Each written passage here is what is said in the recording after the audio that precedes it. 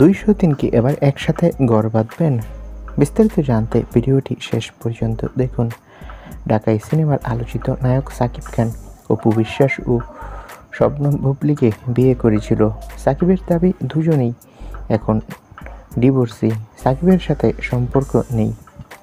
2008 সালে সাকিবকে গোপনে বিয়ে করে অপু। 10 বছর টিকেছিল সেই সংসার। 18 সালে বিচ্ছেদ হয়।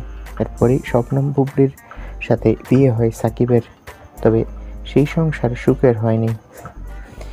সাকিবকে ঘিরে বুবলী ও অপু বিশ্বাসের সম্পর্ক মোটেও ভালো নয়। বিভিন্ন সময় একে অন্যকে কটাক্ষ করে সোশ্যাল মিডিয়া আর টিভি চ্যানেলে মন্তব্য করেছে। তবে এবার সাকিবের বাসায় এই দুই নায়িকাকে একসাথে দেখা গেল। আর সাকিবের বাড়ির অনুষ্ঠান উপলক্ষে সন্তানদের নিয়ে একসাথে সময় কাটাতে দেখা যায়। দুজনকেই বেশ পজিটিভ দেখা গেছে। দুজনেই এখন সাকিবের সাথে সংসার করতে ইচ্ছুক। এখন দর্শকদের মনে প্রশ্ন জেগেছে, তাহলে কি 203 এবার একসাথে ঘর বাঁধবে সাকিবের সাথে? তারা কি এবার সাকিবের সাথে একসাথে থাকবে একই বাড়িতে?